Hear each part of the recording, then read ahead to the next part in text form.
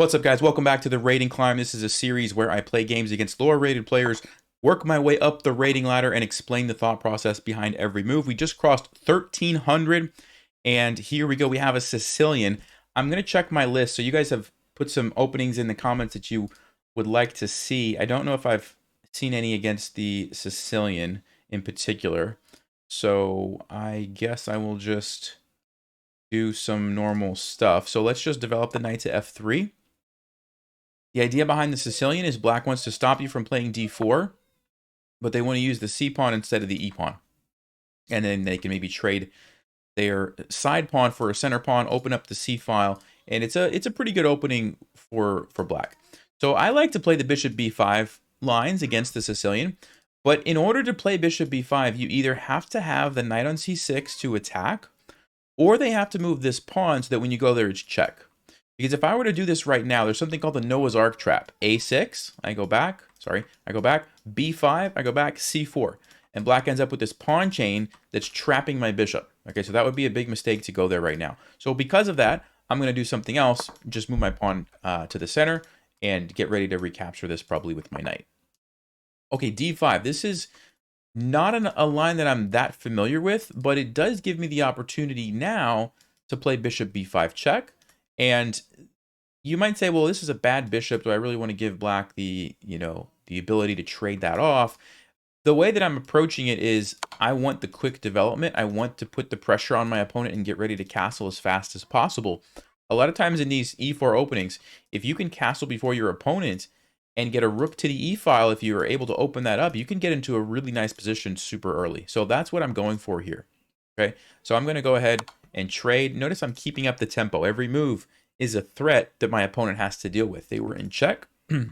Now they're in check again. They have to respond, and it's going to give me time to castle at the right moment. Okay, now I'm probably going to throw in one or two pawn trades first. Probably just this one is what I'm thinking. And we'll see what black's going to do, which way they're going to take. Most people, oh, interesting move. Most people at this level would take with the knight. This is not a terrible idea, though, because the knight going on c6 actually does make sense. So if I don't take and I just castle, then I'm going to lose a pawn. Now, that might not be the end of the world. I could jump my knight somewhere. But I think what I'm going to do is go ahead and just trade. Remember what I said. I wanted to open up that e file to get at black's king. So I'm kind of expecting that if they take with the pawn, I'm going to be ready to go. If they take with the queen, well, now that comes with some other disadvantages. Do you guys see what I can do against this? Well, of course I could still castle. There's nothing wrong with that. But what I'm going to do first is play knight c3. It's a nice tempo gain. And notice in keeping up with the last couple of moves, every single move has been a threat, right? And that's what I'm continuing to do, right? It was a check. It was a check. It was a capture. Unless they wanted to sacrifice a pawn, they had to retake. Here's another threat. And I'm just building up a lead in development. And notice black hasn't really had time to develop a lot of their pieces. Now, this is an interesting move because I really wanted to castle. And I can't. Okay, you cannot castle if your king passes through check. So whenever you castle, the king has to move 2 spaces. And if one of those is controlled, you can't do it. So that's an annoying move for me. Now, I have a couple of options here. And one of them is just develop my bishop. He's not stopping me from doing that. Another one is something like knight e5 to try to make that queen maybe move, and then I could castle. Now, knight e5, I have to calculate what happens if he takes me. Let's say I take, he takes. I could go knight to b5, and I'm threatening a fork here. Let's say they defend that with like knight a6. Then I could get my pawn back, but we're kind of in an equal position. I don't know how good that's going to be for me. So the other thing that I'm thinking about is what if I push d5 here? And if takes, then maybe I could jump in with my knight that way. That actually looks like a decent plan as well. And then I don't have a pawn that I'm worried about losing if I ever want to play knight e5 in the future. So yeah, d5 is kind of interesting. Also, just developing the bishop to e3 seems like it maybe makes sense because I'm putting pressure here. If they take me, I'm just going to recapture. So I kind of like that too. Bishop f4 is also another nice diagonal. So the big question is how valuable is getting my knight on d5? There's a check, but I could block with bishop e3. I'm threatening this, but that's relatively easy to stop. Let's just say knight a6. But then I could develop some more. Yeah, I think I like the knight on d5, and actually maybe it would open up opportunities to play b3 and c4. So that's a little bit complicated, but at the end of the day, I am going to push forward, and because I have my two pieces out and black doesn't really have any development, I think that this is a good uh, thing to do. Now, I will say queen c4 is a smart kind of a heads-up move by my opponent to stop me from castling. That was actually pretty smart. So well played on their part. Now, let's go ahead and jump in. It's important this is defended. It's important that you make sure you're paying attention to the checks on your king, but I do have a very nice response with bishop e3, so I'm not worried about that. So we'll see how black's going to respond. Obviously, the major threat is the fork that they have to deal with. And, you know, b3 and c4, it's an interesting idea because sometimes you create weaknesses when you play moves like b3. But okay, well, that was not a good move. And, wow, it's actually worse than a fork. It's worse than a fork. It's checkmate because my queen is going to be unleashed.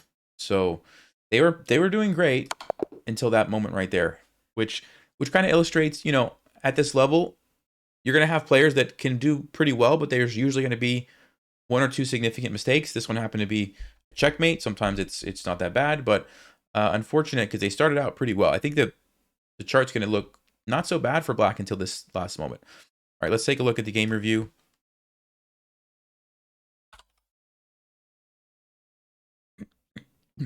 Yeah, so it was mostly equal. Little mistake there. Looks like I missed something, and then the really big mistake. So we'll see what exactly did I miss here.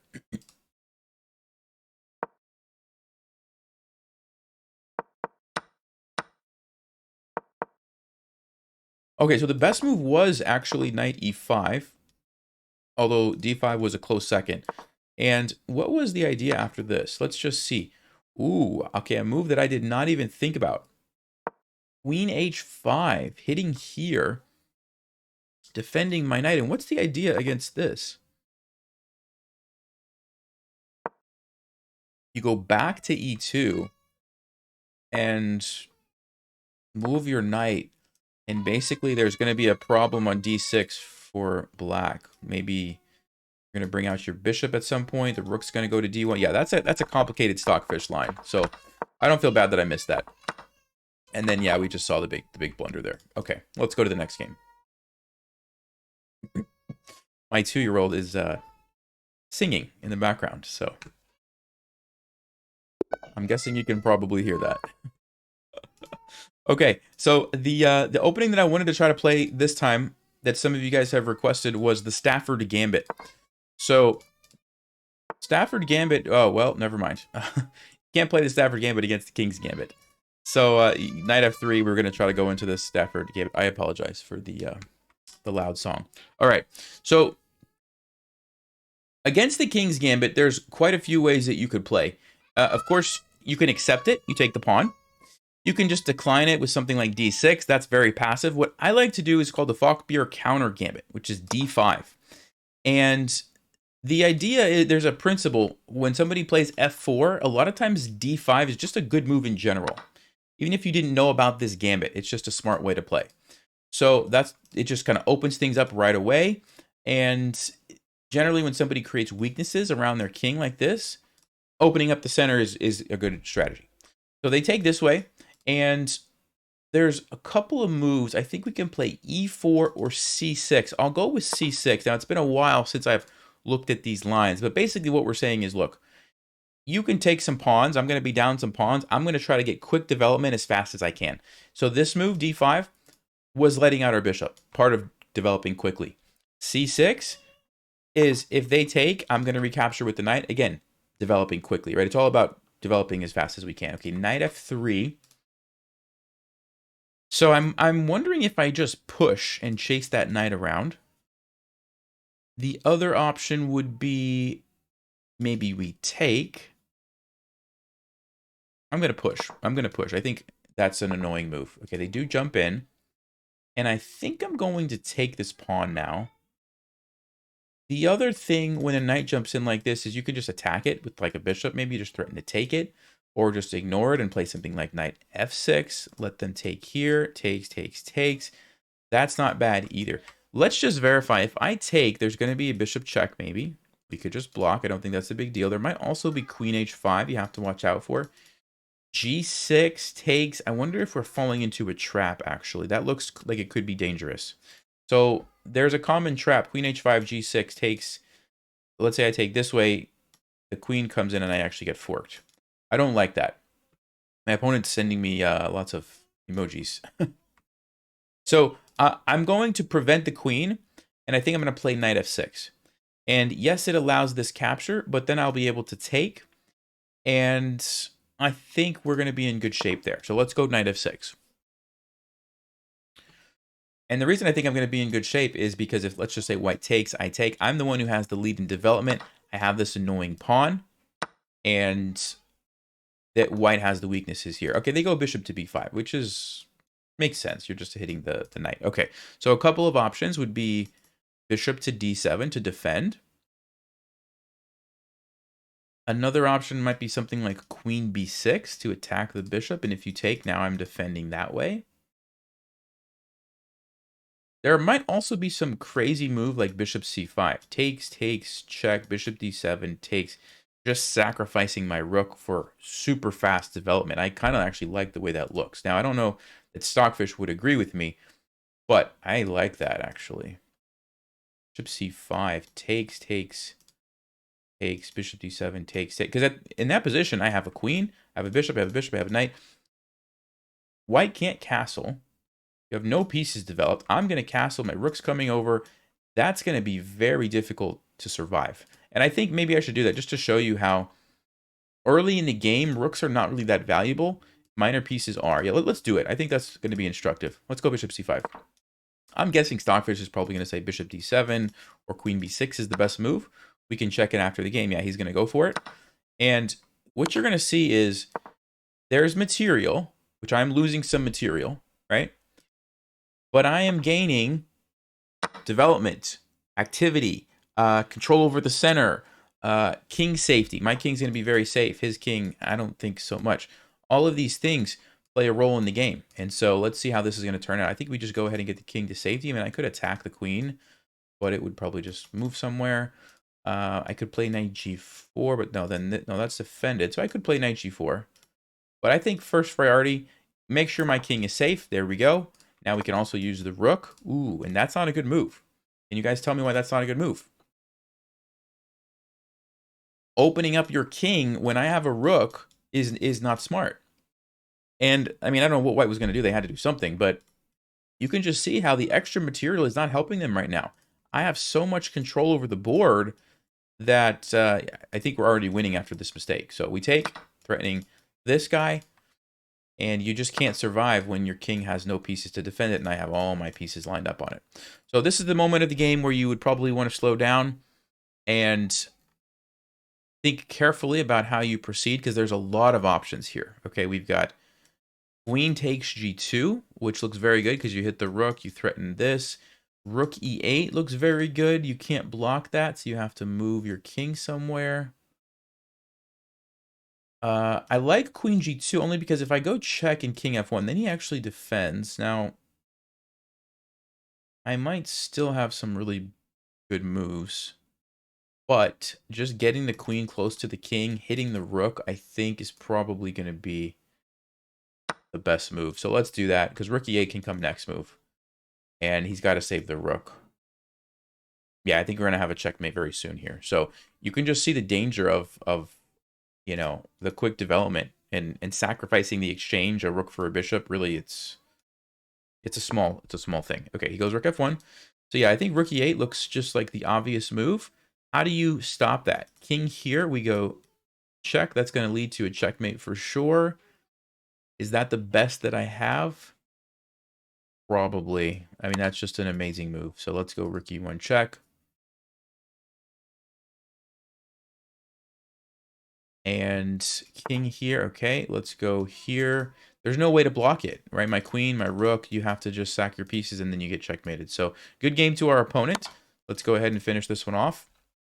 And we will analyze to see what Stockfish had to say about this, but against humans, I think that was a very, practically a smart sacrifice.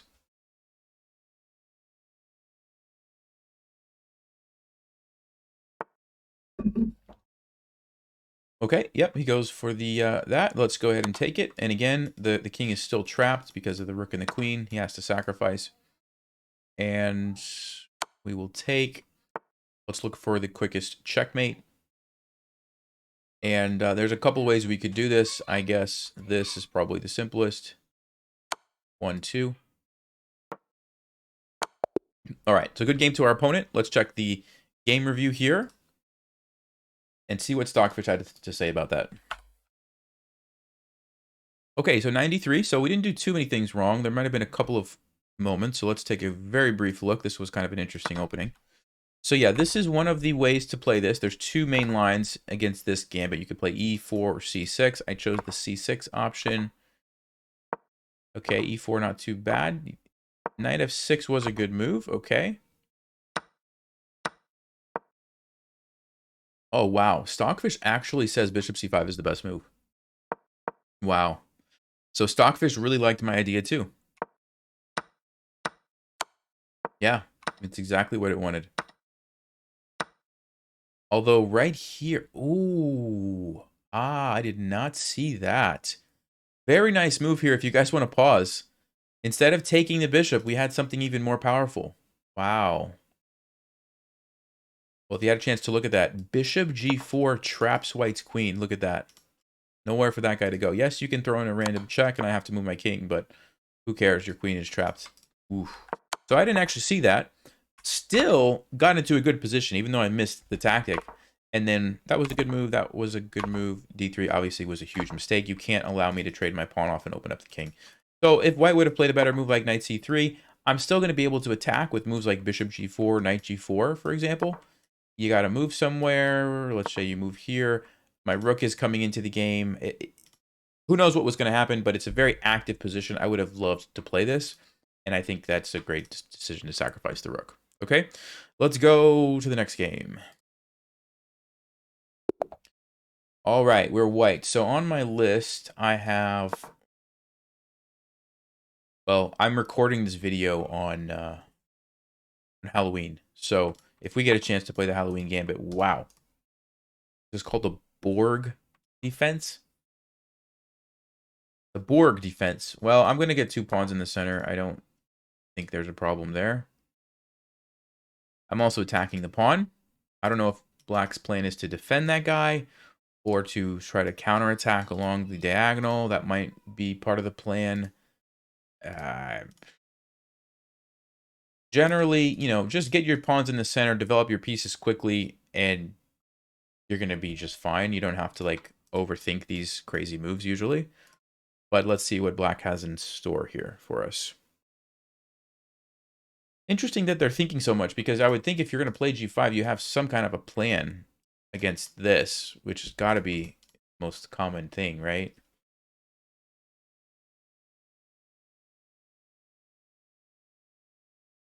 Very, very interesting.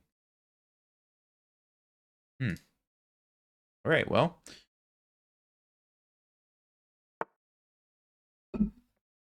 Wow, I don't think I've ever seen this before. G5, G4. Now, of course, we have to talk about if I take this.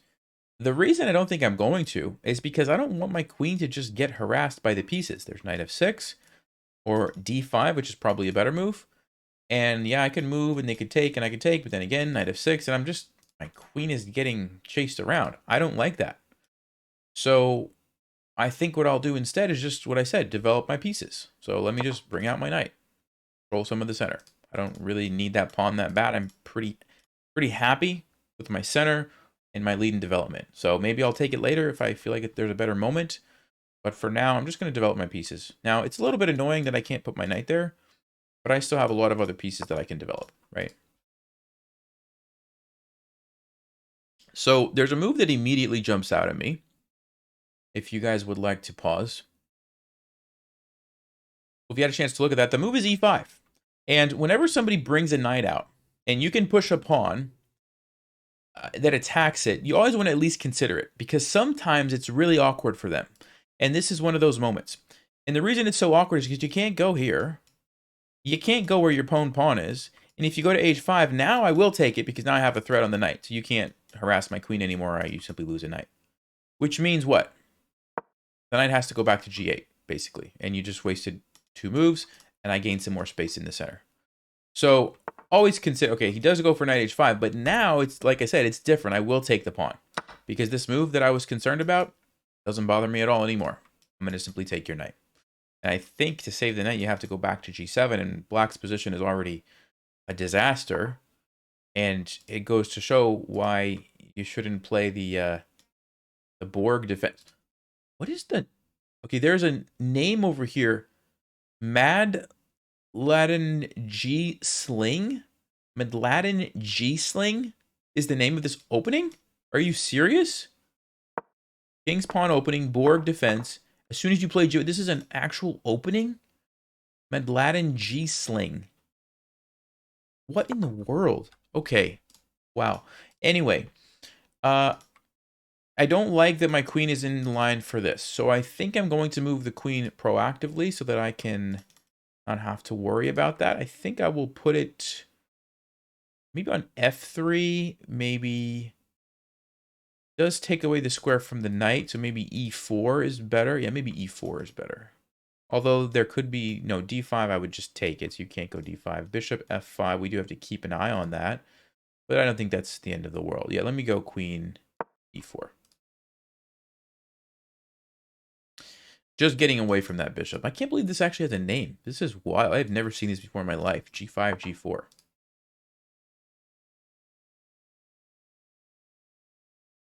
All right, so I think I'm going to play knight f3 just to develop and defend. We do have to pay attention here, but the problem is then it leaves b7 unguarded, and I would grab that, and I think I'm pretty happy with that. So let's just play knight f3. Just develop. He does go for that. Okay, well, like I said, I think we grab the pawn. I mean, yes, you have to be careful taking those pawns. Knight d7 could happen, but this has got to be good for me. And I do see a follow-up too.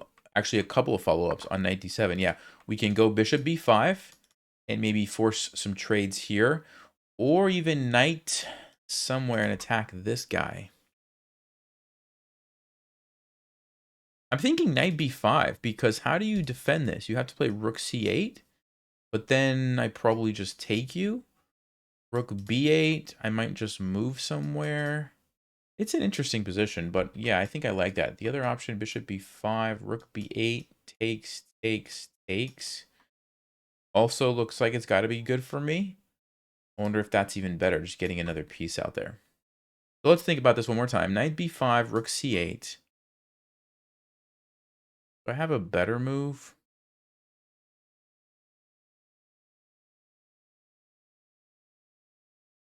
Takes, rook b8 is kind of annoying. Yeah, I think I actually do like just going here. Even though I give up the bishop pair, I get a bunch of stuff. Let's go bishop b5. I don't know. I don't want to spend all my time. I don't think it matters that much. We'll see what Stockfish said maybe later, but this looks fine. So we're up 2 pawns. Black has given up the G pawn and the B pawn.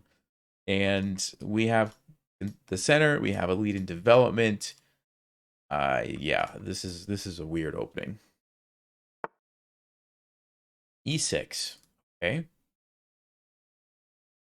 So I'm just wondering if I go here, what happens? Is Black gonna just play bishop e7?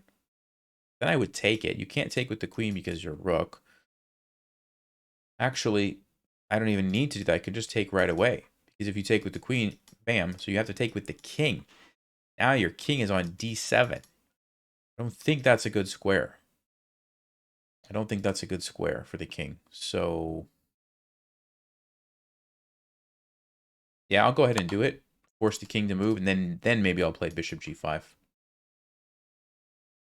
And what I'm thinking about is I might want to take here. And the reason I might want to take is because the pawn can't take. The king doesn't want to come out. If the bishop takes, then maybe my knight can jump in. But I think I'll actually start with bishop g5, hit the queen, and maybe on bishop e7, maybe then I'll take here. Or maybe I'll trade and then take. Somehow I want to take here and jump my knight in. I'm just trying to make sure that it's the most effective moment when that happens. Okay, so he wants a queen trade. So should I trade queens? Well, one answer would be yes, because I'm ahead material. So 3, 6, 7, 8 against 6 pawns. I'm up 2 pawns. Why not? The other answer would be no, because his king is so exposed, it would make sense to leave the queens on the board. So the real question is, do I have a good move that keeps the queens on the board? Here looks risky, because then black's queen gets to attack me a little bit. I don't love that. So in an effort to just keep things simple, I will just go ahead and trade. There is going to be a double attack, but I did notice a nice and easy way to deal with that. Okay, and do you guys see it? That's right, it's just simply castling. King now defends both, and we actually activate the rook at the same time. So all my pieces are developed, I'm castled, I have one rook in the center, I'm feeling pretty good. Yeah, d5 is probably a good move. Let's just keeps the center locked up so I can't open up the king. I think I'm going to go bishop f6, just plant my bishop there, and then we could force a trade. That'd be bishops against knights, which is not so bad, since it's kind of locked up a little bit. And yeah, this actually might be instructive. I think I might do this just to kind of show you the bishops against the knights. Okay, he's going to just leave the pin, so I'll just leave it for right now since it's pinned. Okay, when you're playing with the knights against the bishops, this is important. You want to look for outposts for where your knights can be effective. So like this square or this square are very valuable because there's no pawn that can attack my knight. Now, right now it's controlled, but I'm definitely keeping an eye on this. I think my knight here could either go to g5. He might just defend, though, and then I don't see a good follow-up. So I think what I'm going to do instead is knight h4 to trade this bishop. That's a kind of a powerful bishop, so I think I'm going to trade that.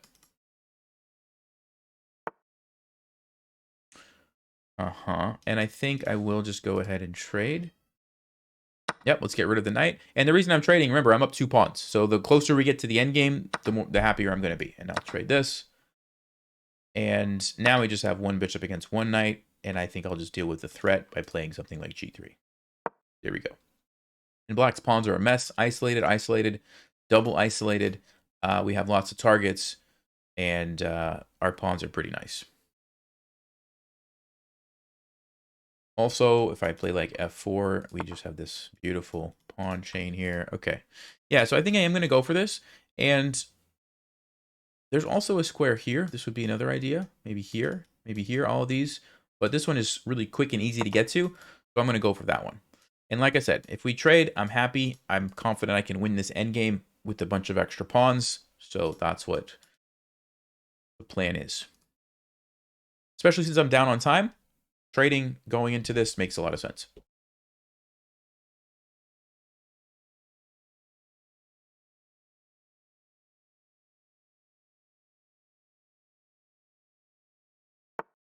Okay, so let's force the trade. He has to, otherwise he loses the exchange, so he's going to take it. And I did double my pawns, but getting that simplification, getting rid of the bishop, I think it's worth it. And I actually missed that move, which is going to cost me 1 pawn, but I'm still pretty happy. So the first thing that I'm going to do is play f4. And I can't do anything about that, so I'm just going to ignore it. I'm going to create the pawn chain. Notice the difference. He is very limited in what he can do because his pawns are isolated, and mine are just very nice and solid. So I like that. And now I'm going to try to activate my rooks. So I think I'm going to go rook d3. And the reason I'm going rook d3 is like I'm envisioning maybe this pawn will push at some point. And I want to either play h4 myself and have this defended, or if he goes here and trades, I'll need it defended regardless. So I think d3 is a good square. All right. I want to activate my king. I also want to activate this rook. So let me go. Actually, look at this. I just noticed this. Might be able to just win this pawn. Yep, we'll just do that. So at the end of the game, you want to be thinking about the pawns because those are kind of like who's going to win is basically determined by the pawn. Okay, that's a good move. He defends it. Let's go ahead. I could trade, or I could play rook e1 and then jump in with my rook. That actually looks even better. So let's go rook e1. The point is on takes, I'm going to jump in, and this is a very, Very nice square for my rook. He does get rid of one of his doubled pawns, though, so that's something. He's not going to do it.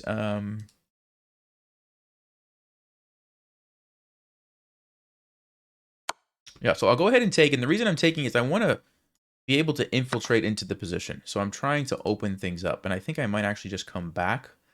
Since that's already defended, I'll come back with the battery, and now we're ready to invade somehow here. Honestly, Black is doing a pretty nice job defending, which is a bit surprising, but they are doing a pretty nice job. All right, so let's go ahead and invade with the rooks. I'll go here. And maybe I'll try to go here and here. Just put pressure on the pawns, essentially.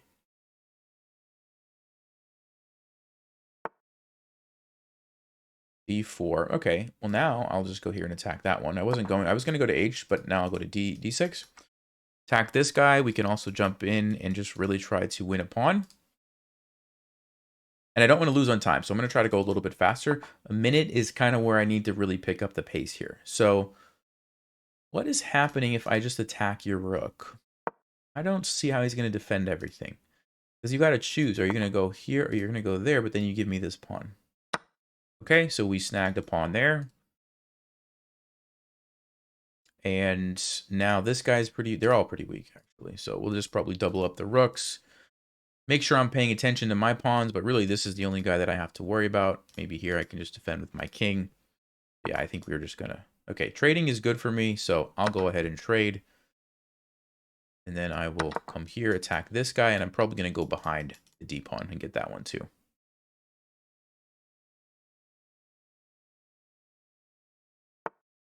Okay, he's going to stop that, but he gives me this one. I'll take it. Let's put the pressure here.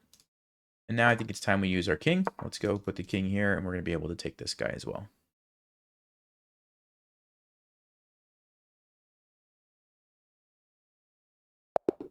Okay. Good game to our opponent. Let's check the game review here.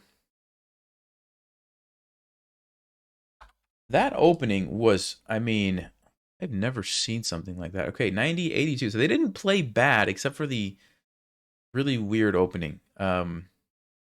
Which, yeah, apparently does have a name. It's just unbelievable. The Borg defense into Madladn G-Sling. Like, who comes up with this? Who comes up with this? Anyway, I don't really want to analyze that. Let's go to the next game. So weird. All right, E4. Okay, let's see if we're going to get a chance to play the Stafford Gambit here, my friends. Okay, so against the knight attacking your pawn, if you want to play the Stafford Gambit, you don't defend like normally. You play knight f6 and you counterattack. And, okay, unfortunately, to play the Stafford Gambit, they need to take your pawn. Against this, I guess we just go into a 4 knights game. And we're playing chess from here. Okay, bishop to b5 is a good move. I'm not like super familiar with these types of positions, to be totally honest with you. So I'm going to play something kind of passive and just defensive. I'll play d6. And I'll take that. Okay, so he plays h3, stops my bishop from going there. We could develop the bishop along this diagonal. Or we could do something crazy and try to play like h5 and just go there anyway. But that's a bit, maybe that's a bit too much. So I really want to get castled. I want to strike with d5, but I don't want to just lose a pawn. So these are the things that I need to kind of figure out how I'm going to handle. Also, a lot of times white's going to play d4. I could stop that. And so maybe I will play the move c5 while I have the opportunity. Actually, I think I will. I think this is kind of a key move. And so let's go ahead and prevent that with c5. Okay, so he does castle. Now, I do have the opportunity, if I want, to attack the king. I have not castled there yet. I have a nice grip on the center. It's going to be hard for white to play d4 immediately. So maybe g5, g4 is an interesting plan. And I'm wondering if I play g5 right away, if he takes me, if I play rook g8, what happens? Because if you just go back, my bishop's coming in. If you try to defend, I could probably just force you to move with h6. Now you go back. I'm going to get an attack. Now, is that better, or is it better for me to play h6, g5, g4? Well, it's not super obvious. Maybe I will keep the pawn. I mean, generally speaking, I'm okay losing a pawn as long as I get the open file. But in this case, I really would like to push it here to help undermine these guys. So I'll go h6. I don't know if this is the right decision or not. But my plan is attack the king, basically. That's what it is. And you have to be careful when your king's in the center. If your opponent can bust open the center and get to your king, you might get in trouble in the center. That's why I played c5, to make that harder for them to do. Okay, let's go g5. We're going to go g4 next.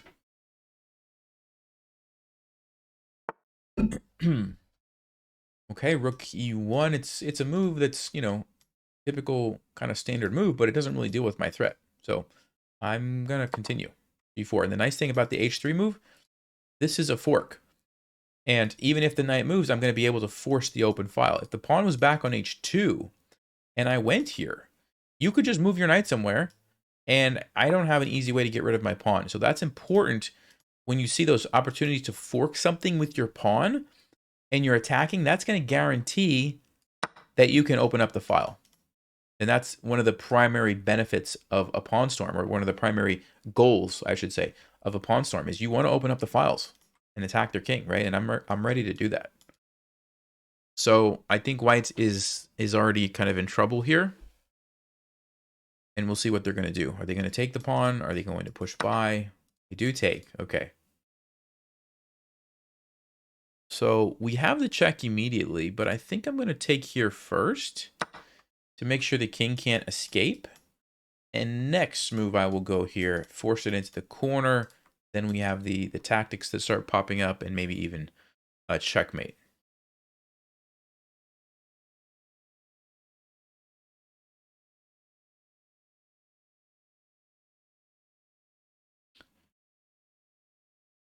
But yeah, this is very, very difficult for white to stop, and your normal method of counterplay is just not even really possible.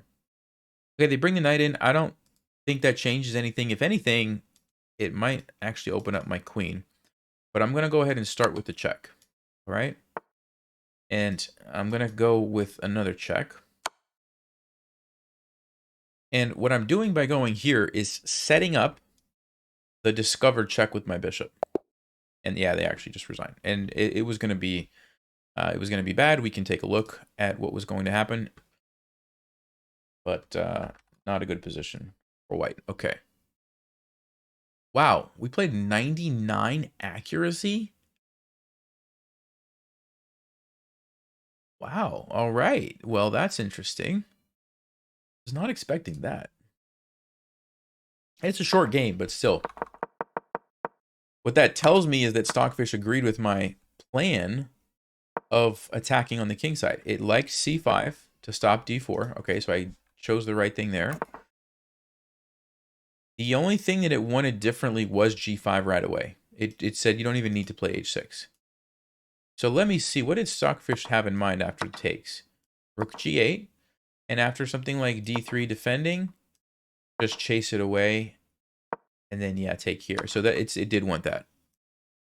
And on h4, what was the move? Again, h6. And then, wow. Queen to d7. Stockfish is basically saying, look, we need to get the queen over there ASAP, as soon as possible. And we're threatening to go here. White has to try knight h2 to stop this, but then queen h3, queen f3, queen takes h4. Black is in a good position. Wow. Okay. So yeah, basically, long story short, Stockfish agreed with me. This was the correct plan. Opening up the king, taking here, and then just jumping in. All right. Cool. So you can see the dangers of castling too quickly and playing h3 and just allowing a pawn to push forward. You kind of have to somehow prevent that, right? So what could white have done differently? One would be, you don't need to castle so quickly in this position. I'm not opening up the center. So you could have played d3 and wait and see what I'm going to do. And if I start going like this and throwing these pawns forward, you don't have to castle. So maybe play d3, get your bishop out first, and then castle. And by that point, you'll probably see maybe I'm playing bishop e7. Maybe I'm castling myself, let's just say. And now if you castle, this is not so dangerous for you because if I do this, I'm opening up my king as well, right? You can see the difference. All right, next game. Okay, let's try again. See if we can get the Stafford Gambit. We'll go e5. Knight to f6, like I explained before. Bishop to c4. Okay, now that's interesting. We could, let's see. I'm just wondering what happens if I take the pawn.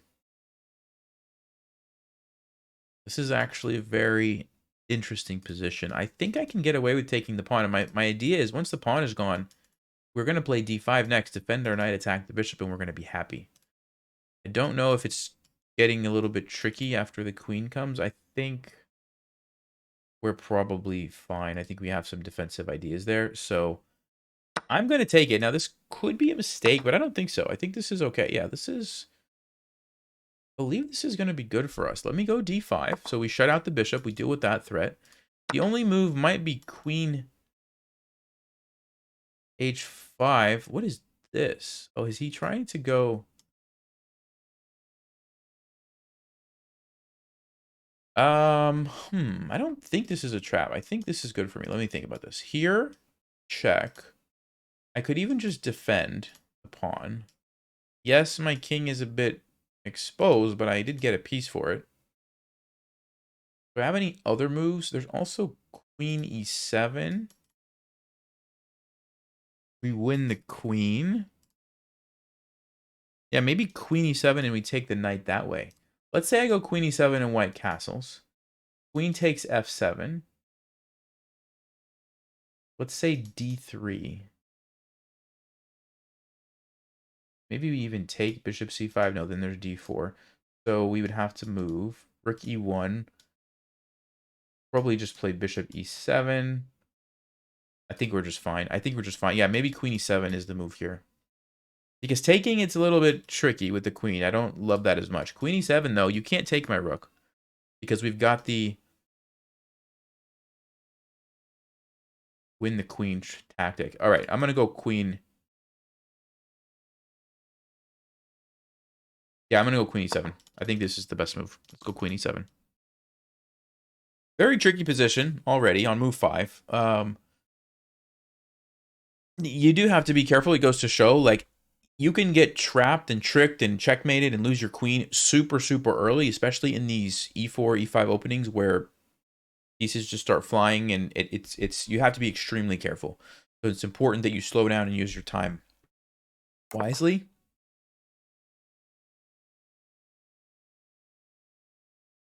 Right, so this is what I analyzed, and I'm going to take with the queen. I do have to be careful. This is a risk, but I have like bishop e7 to block that. And they just actually made a mistake because they weren't paying attention to f2. So now, I think I just take this.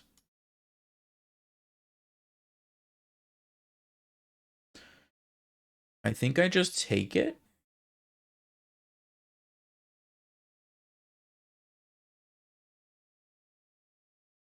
There might be a really beautiful checkmate that we're about to see, guys. There might be a really beautiful checkmate. Okay, pause the video. Can you tell me which type of checkmate I might be thinking of? Which type of checkmate might I be thinking of? All right, hopefully you have an answer. I don't want to tell you just yet. I'm going to play the move bishop c5, which I think is a really good move. And that might be a clue what kind of checkmate I'm thinking about, although it might be difficult for a lot of people to figure this out. So keep thinking about it, and we will see if we're going to get the opportunity to do it or not.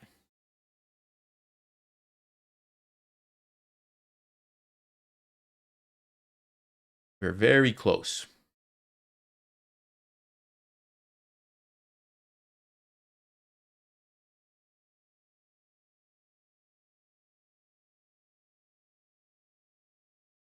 It looks like my pawn... Okay, he plays d4. That's a good move, I think.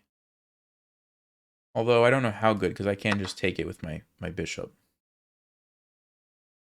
He does let out his bishop, though, which could be useful. But we still have the same threat. So for those of you who have picked up on what I'm trying to do, it's still there.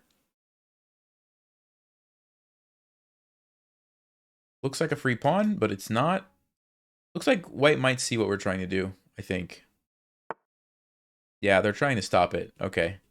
Well, but we're gonna just keep taking these free pieces. So let's just take another one. Okay. Yeah, so they did stop it. I'll show you guys. Well, I'll just tell you, I was looking for smothered checkmate. I'll show you after the game what it was gonna look like. Okay. And yeah, actually this is bad. You should be able to see this, right? There's a pretty obvious fork. And that's gonna do it for white. And there's a checkmate. Okay. So good game. Let me do the game review. Oh, you had some mistakes this one. All right, interesting. Let me show you guys what I was looking at there at the end, because that was really interesting. 82-47. Wow. Well, I did have some big misses. Let's see what was going on there. So I wasn't actually familiar with this opening. The Urusov Gambit. Okay, knight takes e4 is the best move. Knight takes e5 is good. d5 is the best move. Takes. Yeah, queen e7 is the best move. So what did I do wrong? Queen e7 is the best move. And by the way, if I would have taken, it's not terrible for me, but queen h5 check, king e6, yeah, this is what I would have to deal with. I'm going to be defending for a bit here, which is not super pleasant. So I didn't want that, and Stockfish agrees with me. Queen e7 is the best move. Okay. Castles, queen takes f7. So I played everything perfectly till... Oh, okay. Bishop c5 was not the right idea. The right idea was bishop g4. Ah, look at this move. You can't take it because you get back ring checkmated with the queen. That's the point. Very nice. And your queen is trapped. Again, we keep seeing this idea of the queen getting trapped because all these players are not developing these pieces. If you go back, now I go bishop d6. What is the point of bishop d6?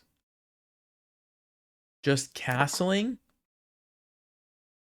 My goodness. And then queen h4 threatens checkmate. You have the knight coming in. You have the rook. Stockfish is like, I didn't need the bishop. Just temporarily threw it out there to do something. Okay, that's kind of weird. Anyway, what I was going for, guys, for example, if white takes here, look at this beautiful checkmate. Queen g1 is defended by the bishop, which is important because the king can't take. Otherwise, the king just takes and you're in trouble. But because the king can't take, the rook has to take, which sets up the smothered checkmate. And what's so interesting about this is usually when smothered checkmate happens, it's with like the queen and the knight.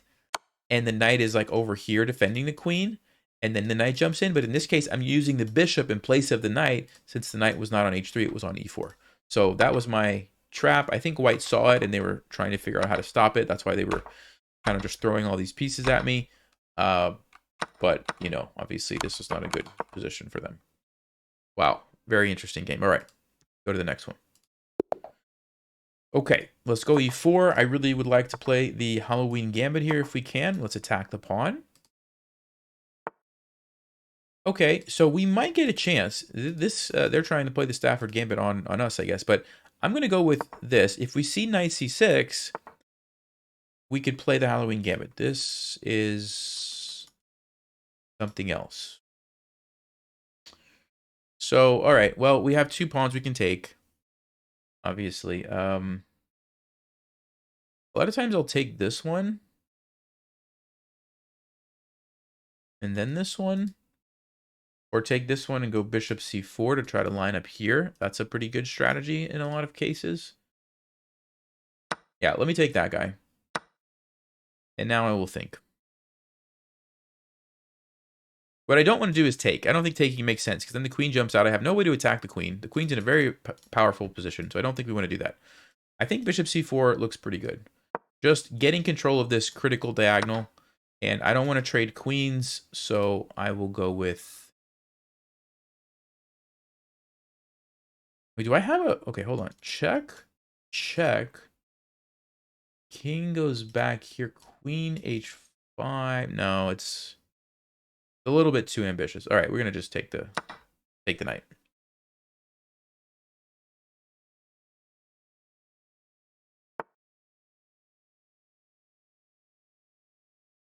Okay, again, I'm just gonna consider it briefly, but I don't have a strong enough follow-up. Okay, so I want to play d4. If you push on me, I might go knight g5 and just attack you like that. Yeah, I like that. I like that. Let's go. Get the pawn in the center. And open up the possibility of going knight g5, which is actually okay. Now we have to consider it again, because this is a very dangerous move. The reason it's so dangerous is white doesn't have an easy way to defend. The only way I see to defend is like castling or rook f8. But if you castle, then queen h5, and you're getting checkmated or something.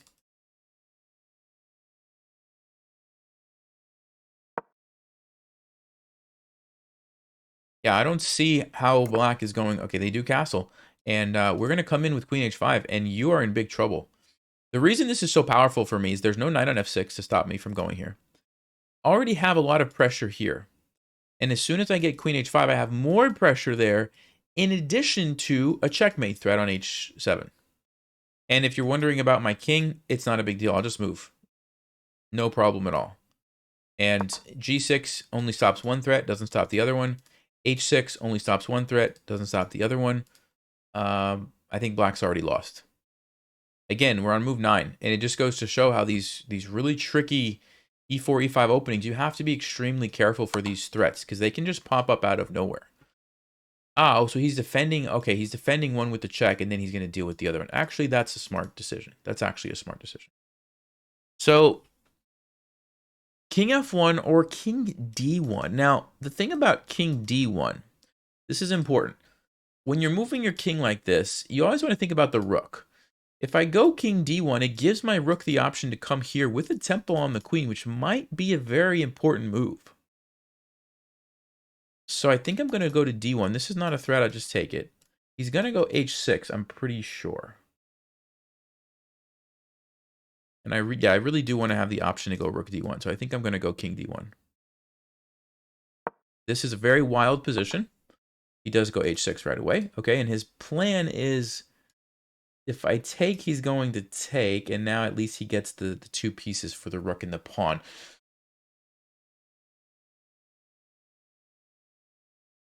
Yeah, I think we do want to throw this move in. This could be very, very useful for us. So let me go rook e1.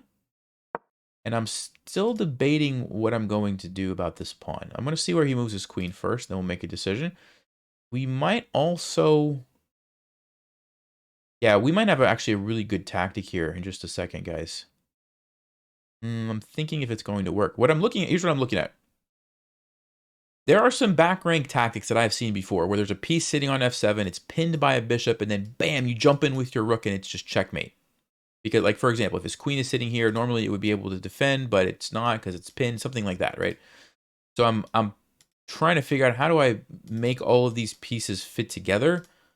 The only thing I'm not sure about is this h6 move does give his king a potential place to run to. So, for example, takes, rook takes. Oh, there's also bishop f8. Yeah. Okay, so it's maybe not... Maybe it's not as simple as I thought it was initially.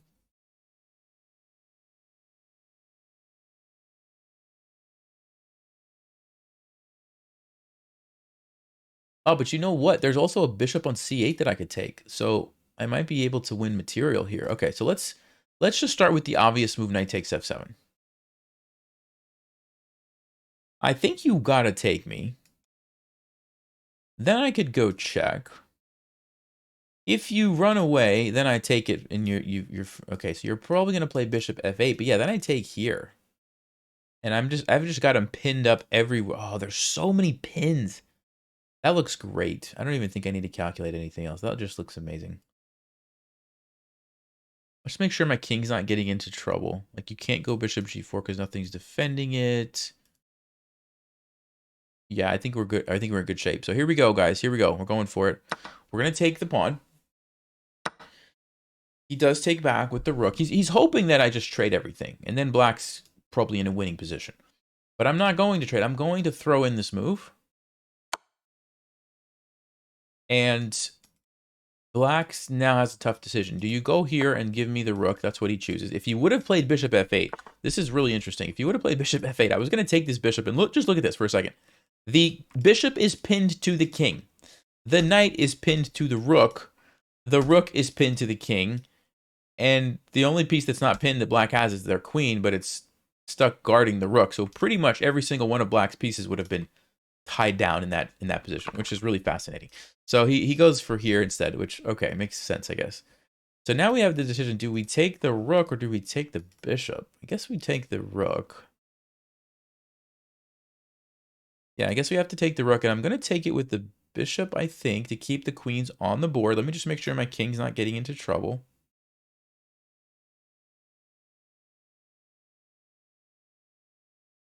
He does have this amazing move.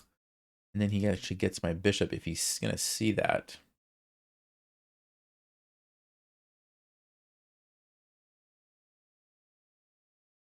Yeah, that is amazing, an amazing move. Okay, So I wanted to take with the bishop because then I'm threatening to go here, which is a very, very dangerous threat, I think. Actually, I say that. I don't know how dangerous it is. The problem, though, guys, is this amazing move, bishop g4 check. It's a fork, so I have to take it. But it deflects my queen away from the defense of my bishop. Then he takes my bishop. And I'm still down a piece. I have some move there.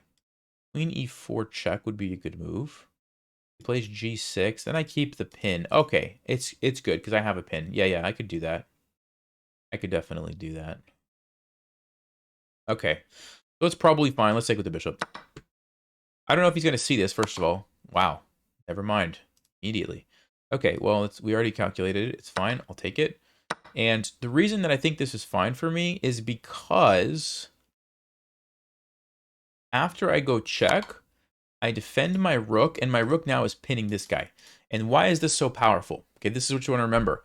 Both of these pieces are essentially stuck for the moment. Ooh, okay, let me finish this train of thought, then we'll talk about why this is a mistake. So both of these are stuck because if you move the knight, your rook gets captured for free.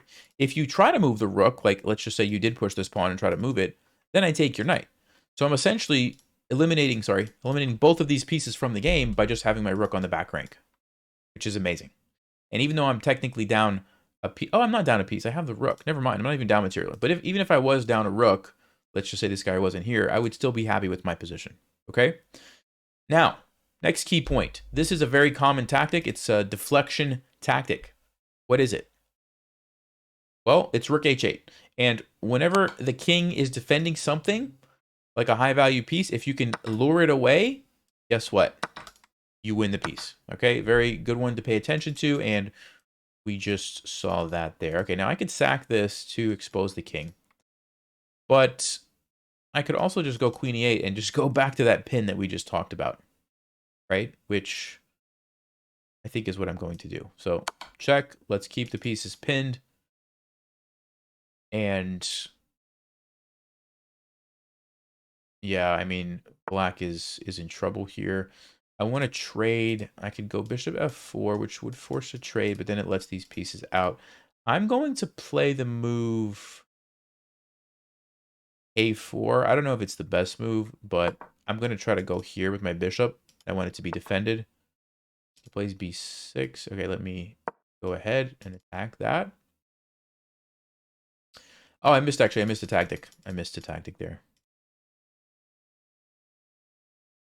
Yeah. I mean, it doesn't matter. I'm going to win, but should have been paying more attention still.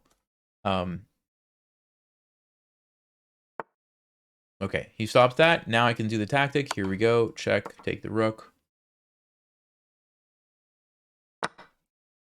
And just a matter of kind of cleaning up the pieces here. Probably getting my rook into the game.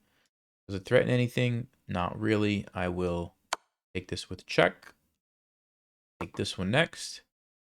Actually, I better not pre-move that, because if he would have blocked with the knight, that would have been a huge blunder. So right now I can safely take it. Threatening this, threatening this, threatening this. Okay, that's defended. This is not, so I could really take either of these. I will take this one and get the queen and bishop lined up so we can invade here. Let me go ahead and I'm going to go here to keep the king kind of trapped. Let me go here. I don't want it to run away. Okay, now I'm going to start looking for checkmates. And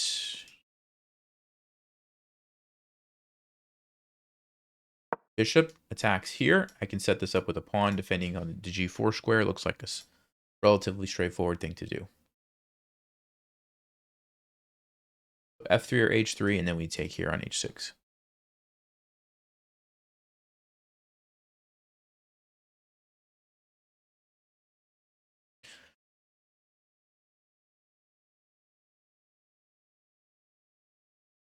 There might be some other ones, but this is all I'm seeing at the moment.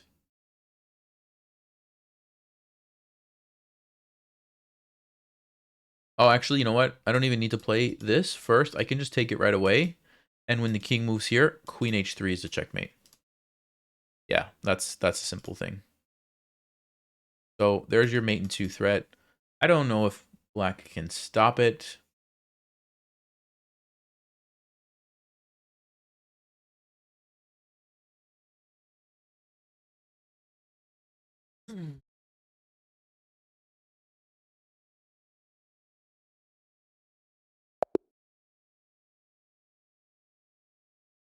Oh, my opponent said I've been reported. Let's tell him. Speedrun account. I've been reported. All right.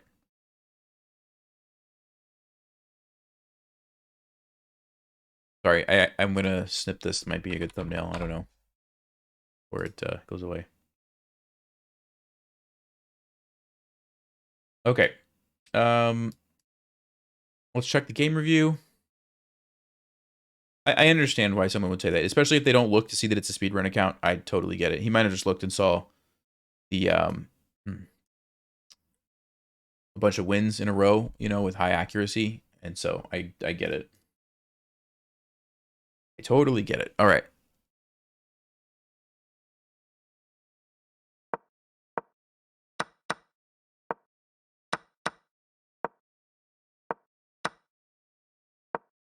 Okay, so knight g5, according to Stockfish, was not the best move, not because of castles, but because of queen e7 check immediately.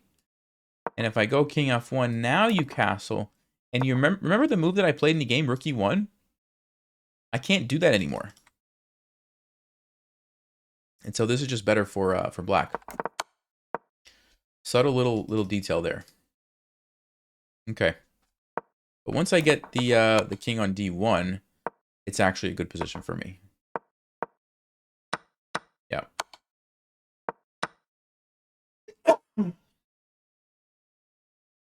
Excuse me. All right, guys. I think I'm going to end it here. We just crossed the hour mark, so I try to keep these about 1 hour. Thank you guys for watching. I hope this was helpful. Didn't get a chance to play the Stafford Gambit, but we did have some interesting games. I'll keep trying for next time. Thank you guys, and as always, stay sharp, play smart, and take care.